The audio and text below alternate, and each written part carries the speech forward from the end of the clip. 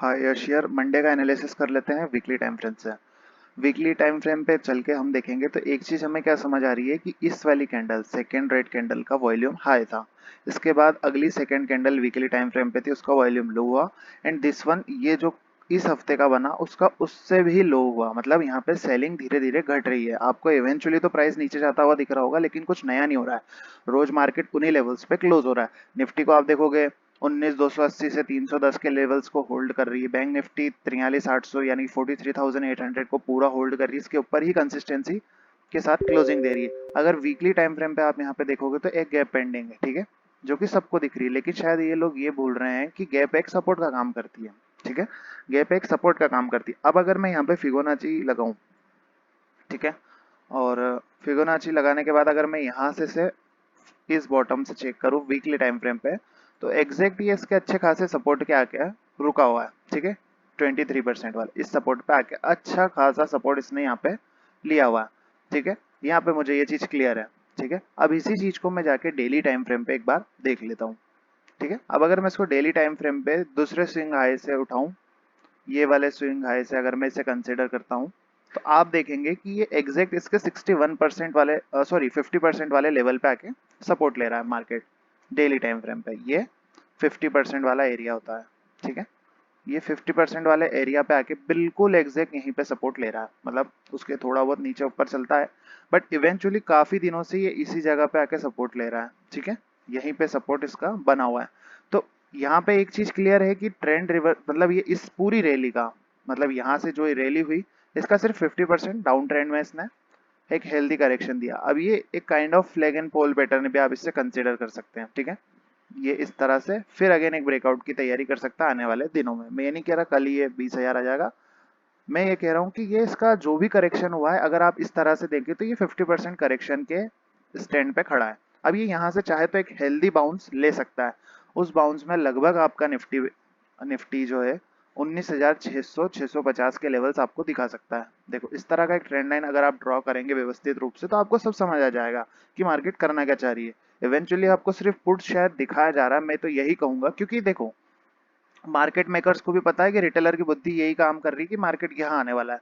अरे यार, ये चढ़ा एक फ्लो में, पर इसने यहाँ पे जो ये टाइम पास किया है ना, ये 8-10 दिन जो व्यतीत किए हैं यहाँ पे, उसके बाद ये गया है। तो यहाँ पे अभी अभी हमें 2-3 दिन हुए हैं, ठीक है, 4 दिन हुए हैं, लेकिन ये एक बार इस तरह से बाउंस लेके जिनने यहाँ पे पुट खरीद रखे उनको ट्रैप यहाँ पे करके निकाल देगा।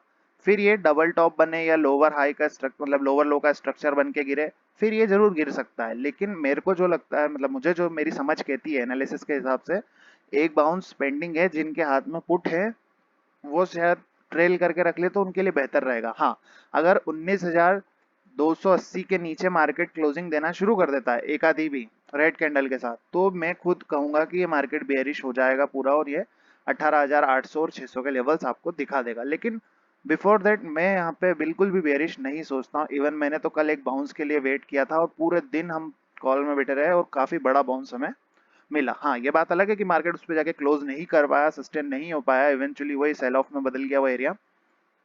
बट यहाँ से मार्केट एक बार ऊपर को जाना चाहिए, जो मेरी समझ कहती है। ठीक है, तो ये दो इंपॉर्टेंट रेजिस्टेंस एरिया है मार्केट के पास, और यहाँ तक मार्केट को जाना चाहिए 1 से 2 दिन में, मंडे बाय ट्यूसडे। ओके, ये हो गया निफ्टी का एनालिसिस। अब इसमें मैं आपको बता देता हूँ कि आपको शॉर्ट कहाँ पे नहीं करना है। सर आपको शॉर्ट जो है इन्हीं एरियाज पे नहीं करना है, ये एरियाज के नहीं आपको शॉर्ट करना है। ठीक है, इन पे शॉर्ट प्लान मत करना। 19,280 270 इनके नीचे जब तक 15 मिनट का एक बड़ा रेड कैंडल क्लोज ना हो जाए, आपको शॉर्ट में नहीं जाना है। आप कोशिश करें कि आप एक बाय का अपॉर्चुनिटी फाइंड आउट करें, क्योंकि यहाँ से आपका रिस्क कम और रिवॉर्ड काफी बड़ा रहेगा। ठीक है, अगर यहाँ से मार्केट उठती है तो 19,450, 19,530, 19,590 और 19,630 के लेवल आपकी स्क्रीन पे ट्यूसडे तक आ सकते हैं। लेकिन अगर ये 19,270 को होल्ड करता है तो, ठीक है, ये बात भी आप ध्यान में रखना। नहीं करता है तो फॉल आएगा। ठीक है, यहाँ दो तरफा बातें नहीं हो रही है, हकीकत बताया जा रहा है कि इन लेवल्स के ऊपर जब तक हम हैं तब तक हम बाय ऑन डिप्स के कैंडिडेट बने हुए हैं, और यहाँ पे हम अपसाइड का ही प्लान करने वाले हैं। ठीक है, अब चलते हैं बैंक निफ्टी के बारे में। बैंक निफ्टी के अगर मैं वीकली टाइम फ्रेम पे जाऊं, ठीक है, वीकली टाइम फ्रेम पे जाऊं तो इसका भी सेम स्ट्रक्चर है। अगर आप यहाँ पे देखेंगे तो वॉल्यूम पूरा घटता जा रहा है। ठीक है, इवेंचुअली प्राइस नीचे आ रहा है, वो मुझे और आपको सबको दिख रहा है ना, बट वॉल्यूम कम हो रहा है, ठीक है। और मेरा काम पूरा वॉल्यूम पे करने का होता है, वॉल्यूम नहीं है तो मार्केट कुछ भी नहीं है, ठीक है। अगर आप यहाँ देखेंगे ये पूरा एक सपोर्ट है, सपोर्ट से ही बाउंस ले रहा है। अगर आप समझें कि ये जो मार्केट ने बाउंस दिया इसका रिट्रेसमेंट है, अगेन ये यहाँ तक चढ़ा है, अगर ये आपको एक हेड एंड शोल्डर भी बनना है ना, तो भी 45,000 तक जाना चाहिए, ठीक है, यहाँ तक आना चाहिए, ठीक है। ये यहाँ तक 45, 44, 500 आना ही चाहिए, समझ आता है मेरे को ये, ठीक है। अब अगर सर मैं यहाँ पे आपके लिए फिबोनाची लगा दूं, ठीक है, फ्रॉम दिस लो, तो इसमें भी वही चीज समझ आती है कि मार्केट इसके सपोर्ट पे खड़ा है।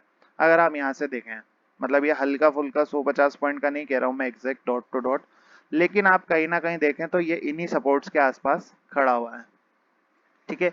यहाँ से एक बाउंस स्टिल पेंडिंग है, अगर ये इस रेड लाइन तक भी आता है तो भी 44,500 आएगा, और इसके थोड़ा ऊपर भी जाता है तो 45,000 आ जाएगा, ठीक है। तो one day sorry weekly time frame पे ये समझ आता है मेरे को। अगर मैं यहाँ पे डेली टाइम फ्रेम का यूज करूँ, ठीक है, डेली टाइम फ्रेम का अगर मैं यूज करूँ और मैं यहाँ पे सपोर्ट फाइंड आउट करने की कोशिश करूँ, तो मुझे स्टिल यही एक मैसिव सपोर्ट का एरिया दिखता है, जिसको बैंक निफ्टी अभी कंसिस्टेंटली होल्ड कर रहा है, ठीक है, कंसिस्टेंटली होल्ड कर रहा है।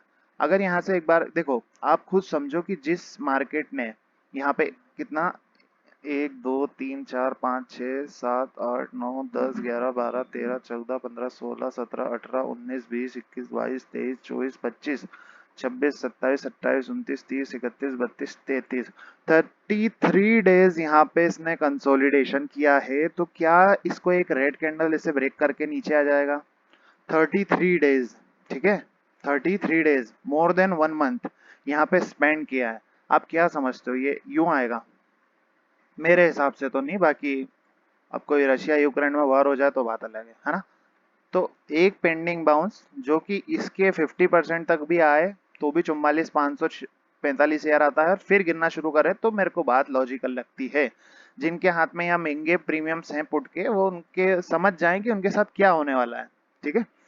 अब अगर मैं यहाँ से इसकी बात करूँ कि ये मार्केट कहाँ तक जा सकती है, तो सर पहला टारगेट जो रहेगा वो लगभग रहेगा आपका 44,500, ठीक है।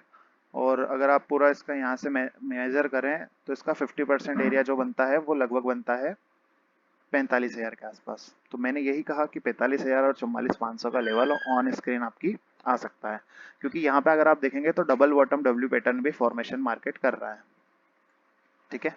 ये इस तरह से जा सकता है, ठीक है। तो इन बातों को थोड़ा कंसीडर करें, क्योंकि जब सब put put put put put put put करते हैं तो मार्केट उस पर उल्टा रिएक्ट करता है, क्योंकि मार्केट मेकर जो होते हैं उन्हें भी पता है कि रिटेलर की बुद्धि क्या काम करे। इंडिया विक्स अगर मैं दिखाऊं पूरा रेड था, ठीक है, ऑलमोस्ट 1% रेड था, अगर कोई पैनिक की बात होती तो इंडिया विक्स में दिख गई होती, ठीक है। यहाँ पे भी वो चीज शो नहीं हो रही है, तो जब कुछ चीज शो नहीं हो रही तो फिर अननेसेसरी उसको खरीद के क्या फायदा। अब अगर आप मुझसे पूछो कि बैंक निफ्टी में क्या करना है, क्या लेवल्स रहेंगे बाइंग के, तो सर मेरे हिसाब से बैंक निफ्टी में जब तक ये लो इंटैक्ट है 43,580, इस एरिया तक आप बाय द डिप्स की रणनीति लगा सकते हैं, यहाँ तक कोशिश कर सकते हैं। मैं ये नहीं कह रहा हूँ आपको पूरा पैसा झोंक देना है, कॉल साइड पूरे पैसे डुबा के बैठ जाना है। प्लान के हिसाब से प्लान करें, कोई एसएल रखें। आप अगर इंट्राडे करते हैं तो 150 पॉइंट आप जैसा एसएल आपको फिक्स होता है वैसा रखें, आपके रिस्क रिवॉर्ड के हिसाब से। लेकिन मेरे लिए एरिया शॉर्ट्स के नहीं है। 43,500 के नीचे जिस दिन क्लोज होना शुरू होगा मैं बेशक शॉर्ट में मार्केट को करूंगा, मैं भी करूंगा और करवाऊंगा भी, ठीक है। बट बिफोर दैट मैं नहीं कर सकता, ठीक है। और अगर आप यहाँ पे देखें, यहाँ पे मैंने कल कहा था कि मार्केट को शॉर्ट नहीं करना है, चाहे कुछ हो जाए मार्केट को शॉर्ट नहीं करना है, और इवेंचुअली मार्केट वहां से काफी ऊपर गई। मैं आपको बताता हूँ कि देखो, मैंने बोला निफ्टी 19,300 और बैंक निफ्टी 44,000 से 43,800 होल्ड कर रहा है, नो सेटअप फॉर शॉर्ट। वहां से एक मैसिव रैली आई, उस रैली को पूरा हमने कैप्चर्ड किया और बढ़िया तरीके से प्रॉफिट उसमें जनरेट हुआ। बस यही है कि हाँ, मार्केट ऊपर सस्टेन कर जाता तो काफी अच्छा हमारे फ्यूचर्स में लॉन्ग है तो उसमें अच्छा बेनिफिट हो जाता। तो मुझे जो लगता है, मेरी समझ कहती है, एक बार आपकी स्क्रीन पे ये लेवल्स जरूर दिखेंगे, एक बार, ठीक है। बट उसके पहले हमें शॉर्ट नहीं जाना। आपकी भलाई इसी में है कि आप थोड़ा लेवल्स को समझें, और एक बार ऑप्शन चेन में आपको दिखा देता हूँ ऑप्शन चेन क्या कहता है, ठीक है। ऑप्शन चेन पे चल के भी एक बार मैं आपको दिखा देता हूँ कि ऑप्शन चेन की क्या राय है।